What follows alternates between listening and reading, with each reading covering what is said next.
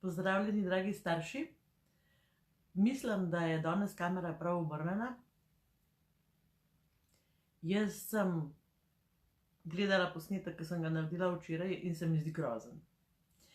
Ne zdi se mi grozen zaradi vsebine, ampak se mi zdi, da slika pa vsebina tako ne gresta skupaj, da ga je blazno težko gledati. Tako da sem še celo jaz, ki velikrat rečem, lej, pač ni zmeri vse perfektno, se odločila, da bom ta posnetek naredila še enkrat. Seveda ne bo isti, zaradi tega, ker jaz ne znam dvakrat isto povedati. Kar mi je pa pomembno, da vam sporočim bistvo. Videa nisem napovedala zato, ker si predstavljam, da ste zdaj zunaj na sončku, da ste zunaj na vrtu, da ste šli na kakšen izlet in se mi zdi pač to čist super. To je ena stvar, druga stvar pa je, da verjetno, ali pa zelo veliko možnosti, pa tudi, da sedite nekje za eno mizo, obkroženi z zvezki in s šolo in z otrokom in se na vse kriplet trudite, da bi pač se on hotel naučiti za višjo oceno. Kaj naj vam rečem? Ta video se ne dotika te teme, tako da samo good luck. Zdaj bi se pa jaz vrnila na zgodbo o pridnosti in bi vam rada povedala par stvari, ki se mi zdijo pomembne. Ena stvar je, ki se mi zdi pomembna, pač verjetno bo veliko stvari istih, kot v unem prejšnjem videu, zaradi tega, ker ga bom pol zbrisala, ker mi je grozen. Skratka, ena stvar, ki se mi zdi pomembna, je, da poskušate gledati svet tako, kot da ni črno-bel svet. Kar bi vam rada povedala je, da veliko staršev potem reče, aha, če ne smem zahtevati od njega, da je priden, pol ga pa kar pustim. To ni tako. Naši otroci potrebujejo odrasle starše, ki jih znamo spremljati skozi življenje in jim znamo na primeren način njihovim letom pokazati, kaj je za življenje v redu in kaj ni v redu, kje so meje, kaj dovolimo, česa ne dovolimo. Je pa res, da velikokrat otroci te stvari delajo na svoj način, da jih delajo bolj počas, s svojo hitrostjo, da so eni bolj poslušni, drugi so manj poslušni, več eksperimentirajo. In to je njihov način in njihova pot. Pomembno je, da mi jih pustimo, da oni dobivajo svoje izkušnje.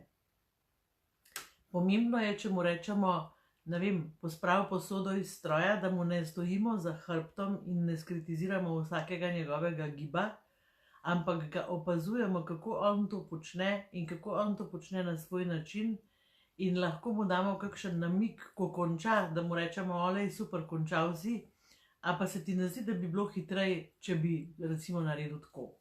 Skratka, to je namig, ki mu da nekaj za razmišljati in on potem lahko izbere ta način, ali pa vztraja pri svojem, ki se nam zdi nepraktičen, recimo.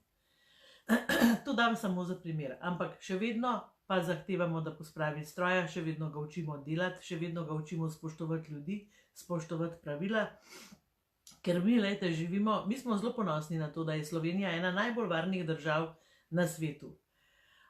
In zakaj je varna država? Varna država je tudi zato, ker večina ljudi spoštuje pravila, ker večina ljudi pač živi na en način, ki je varen način, skratka, ne dogaja se nam po ulicah, da bi nas kdo napadal, ne kradajo vse povprek, so sicer izjeme in se to zgodi, ampak načeloma živimo v varni državi. Po cesti imamo divjake, ampak še vseeno jih imamo manj, kot bi jih imeli sicer, če ne bi naučili ljudi spoštovati nekih pravil. To se pravi, otroci nujno potrebujejo starše, ki znajo postavljati meje in ki znajo otroku sporočiti, kaj je v redu in kaj je prav in kaj ni prav, kaj je v skladu s pravili in kaj ni v skladu s pravili. To se pravi, ne dopuščamo nasilja, spodbujamo kreativnost, spodbujamo aktivnost, spodbujamo to, da odkrivajo svoje načine, ker to so tudi inovacije, veste, naši otroci, če bojo radovedni in če bojo znali izkoristiti svoje potenciale, bodo lahko naredili veliko novih stvari. Skratka, videa v sredo nikakor ne smete gledati tako, kot da sem vam rekla, pustite otroke pri miru. Ne, Otroci nas zelo potrebujejo in daleč od tega, da mi ne odreagiramo na kakšna njihova vedenja in da pač jih kar dopuščamo. Daleč od tega. To je ena stvar, ki sem jo želela povedati. Druga stvar je, da sem zamešala seveda plazivske in frontalne možgane, zato ker sem bila toliko v čustvih. Me je ta zgodba z mamo zelo spravila v čustva. Skratka, kar sem želela povedati je, da se moramo mi naučiti uporabljati frontalne možgane, ki nam pomagajo, da gremo ven iz strahu, da gremo ven iz ogroženosti in da se zavedamo, kaj se z nami dogaja. Tako, zdaj pa naslednja stvar, ki se mi zdi zelo pomembna, bi vam pa rada povedala, kako je šla ta zgodba pri meni. Zato, ker jaz skoraj vedno se stvari lotim na ta način, kako v besedi 4-letniku ne dovolim tega, ni mi všeč. Super. Ena stvar, ki ti jo priporočam, je, da prideš na delavnico, Lenja, dobrodošla tukaj. Res ti priporočam, da prideš na delavnico 13. Zaradi tega, ker to je proces. To je proces, če so nam recimo govorili, da ničesar ne dovolijo, mi zelo težko otroku rečemo, da mu nečesar ne dovolimo. In najdeti moramo način, ki nas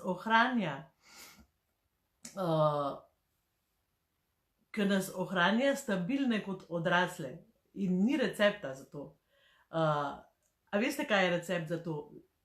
Tiste stvari, ki pri otroku delujejo in hkrati ohranjajo stik.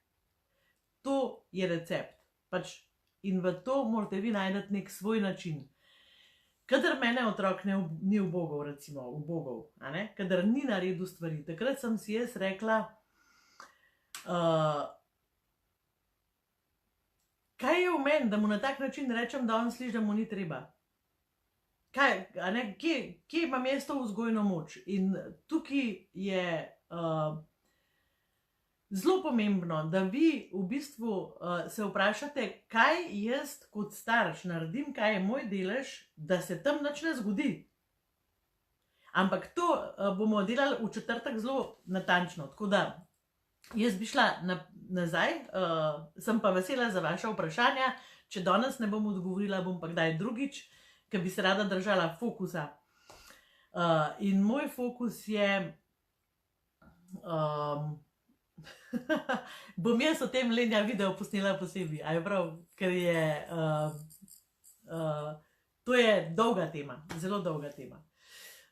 Ni tako preprosta, recimo jaz, ki sem bila majhna, mene so užgali po roki, tako da me je fajn pekel, ampak jaz ne zagovarjam tega, jaz mislim, da se da to narediti na drugačen način.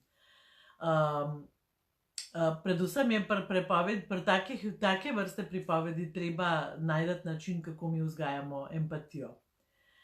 Ok, zdaj grem pa nazaj, ker sem želela povedati sredina zgodba. Če jo niste gledali, vam jo samo na kratko obnovim iz sredinga live posnetka. Skratka, v trgovini sem videla mamo, ki je izgubila ravnotežje, ki je padla ven in je začela vpiti na otroka. In besede, ki so mene zelo premaknile, so bile: nisi priden, ne držiš obljube, ne pomagaš mi. Mene je ta situacija v trgovini zelo pretresla in jaz bi vam zdaj rada pokazala, kaj se nam ljudem, vsem ljudem dogaja v takih situacijah, ki pritisnejo na ene naše točke. Prva stvar je, zdaj bom spet omenila, da mi smo ves čas v pozoru. Skratka, naši plazivski možgani nas hočejo zaščititi in skozi čakajo na nevarnost, in ko zaznajo neko nevarnost, grejo v obrambo. To se pravi, prva ideja je napad. Skratka, da bi nekaj rekla, da bi šla tja, da bi bila sem jezna, bila sem obupana, vse sem čutila uno eksplozivno moč, ki je agresivna moč. To je bil en del mojega zavedanja. In v tistem trenutku, ko je ona padla z ravnotežja, sem padla z ravnotežja tudi jaz. Kaj se je zgodilo z mano potem? dala sem čez ves ta proces s temi občutki. Sovražim jo, kako more, zakaj je taka, a ji kaj rečem, otroka je treba zaščititi, skratka, opredelila sem se, postavila sem se na stran otroka. In ta proces je kar nekaj časa trajal v meni. Kaj s tem naredimo? Včasih so nas učili, da to niso lepe misli, da to niso lepe občutki. Jaz sem se naučila, da so ti občutki del mene in da pridejo vedno, kadar sem ogrožena. Vedno, kadar se v meni nek proces dogaja, ki je verjetno zelo star proces. In sem jih preprosto sprejela. In sem si rekla, lej, zdaj sem jezna, besna sem, lahko bi komu kaj naredila, otrok se mi smil. Vdihnila sem in sem počakala, in ko sem si dala to dovoljenje, se je zgodilo takoj nekaj novega.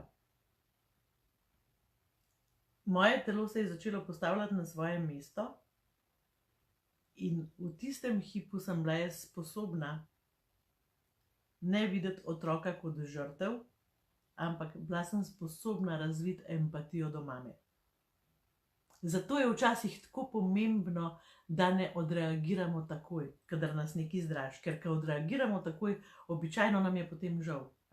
Ali bi ji kaj siknila, ali bi ji kaj rekla, ali bi rekla, kako se lahko tako obnašate tam sredi trgovine, nekaj bi moralizirala verjetno. Skratka, zelo pomembno je, da ne odreagiramo takoj. In ko sem se jaz sestavila nazaj, sem pogledala mamo in jaz sem jo lahko pogledala z nekim spoštljivim odnosom, z nekim razumevanjem in lahko sem rekla, uboga Reva, koliko mora biti zmatrana. Koliko mora biti zmatrana in uboga Reva, ker ni zaznala tega, da ji pač pohaja energija. In iz te energije bi ji pa jaz lahko ponudila pomoč. Pa ji jo pač nisem, zaradi tega, ker to se jaz tudi še učim. Ampak sem šla v avtu sem si dovolila, da se je ta proces zgodil, dovolila sem si res iz srca in sem se zjokala tako, kot se že dolgo nisem. Zaradi otroka, zaradi mame, predvsem pa zaradi mojih občutkov. In to je pomenilo, da je nekaj zelo močno v meni. Jaz sem se vprašala, kaj za vraga je ta ženska naredila, da je meni takole premaknil dan.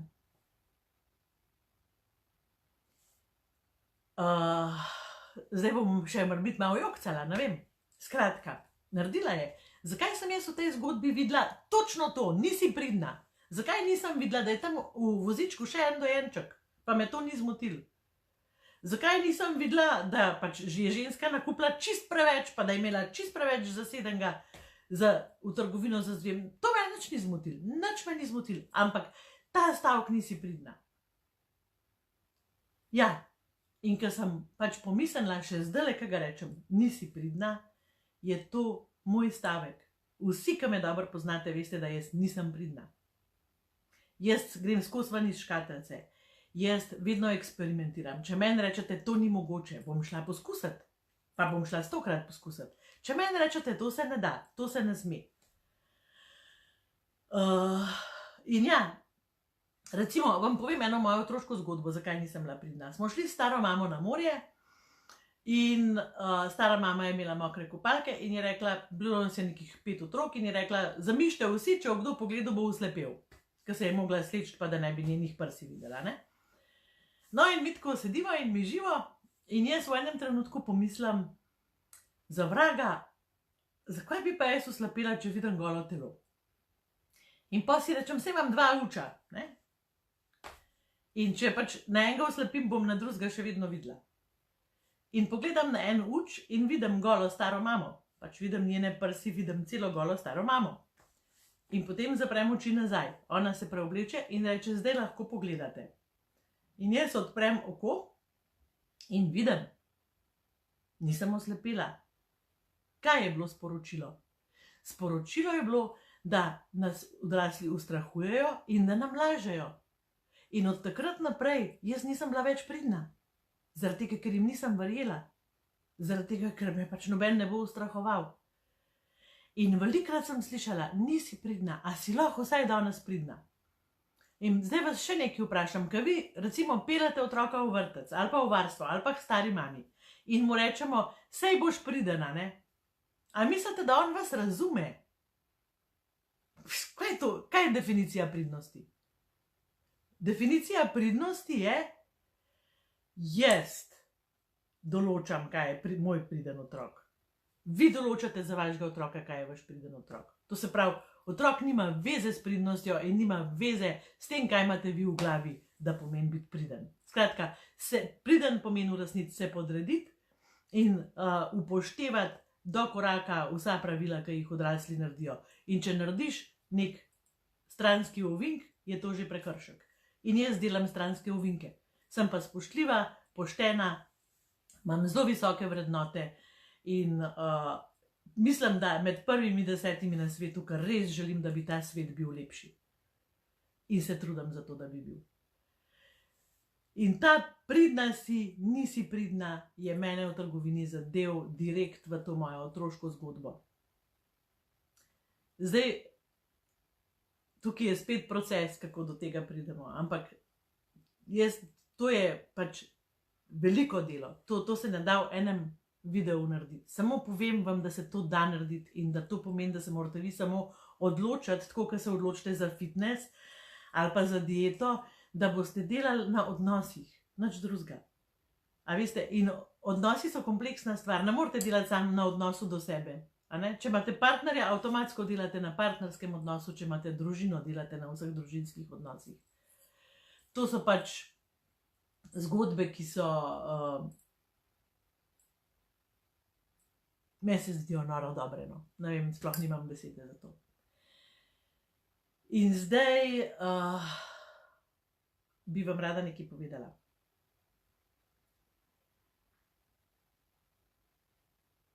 Ja, drugi bojo uporabljali te besede za vaše otroke, ampak težko ustavimo cel svet, da se bo vrtel na tak način.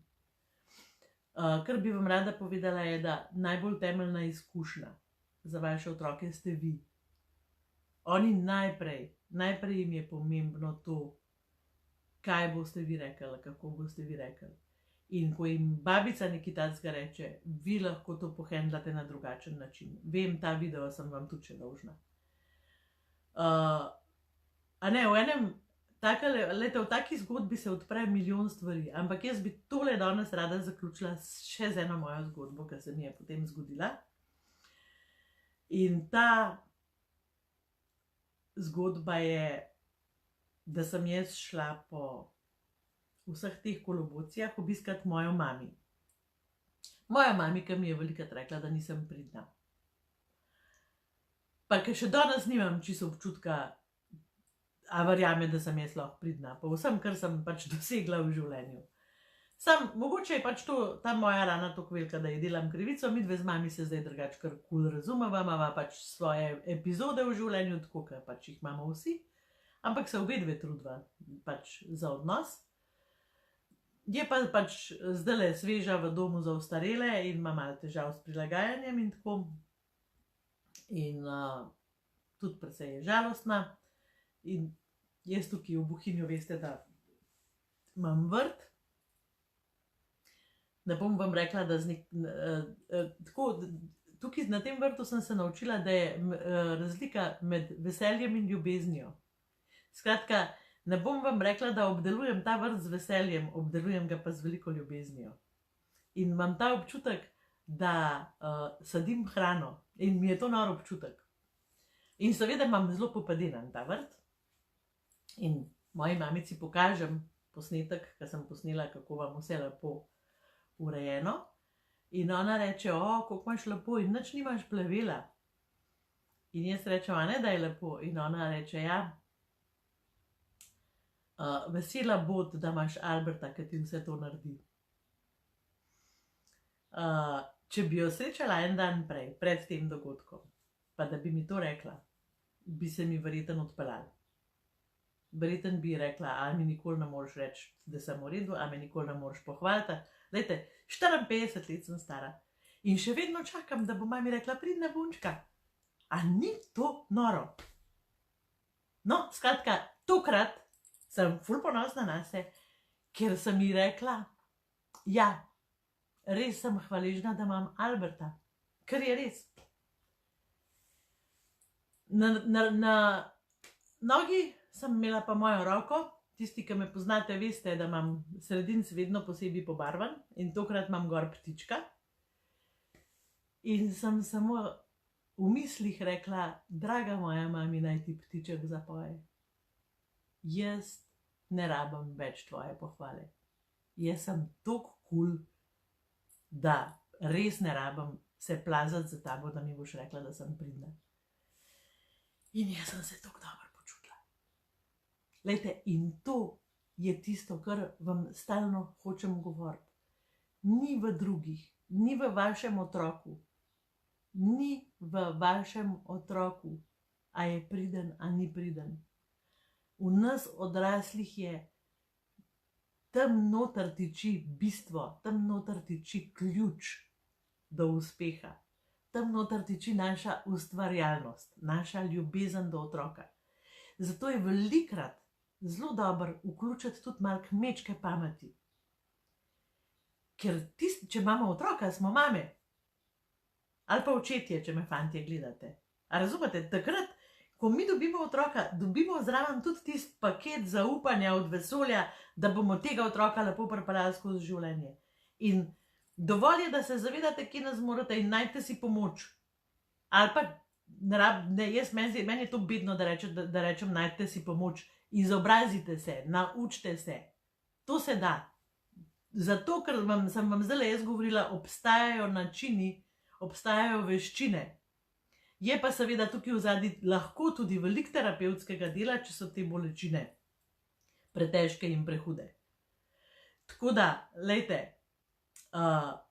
jaz se vas veselim v četrtek in zdaj vas lepo pozdravljam, pejte ven na sončka, zato ker je res lep dan. Čau, čau!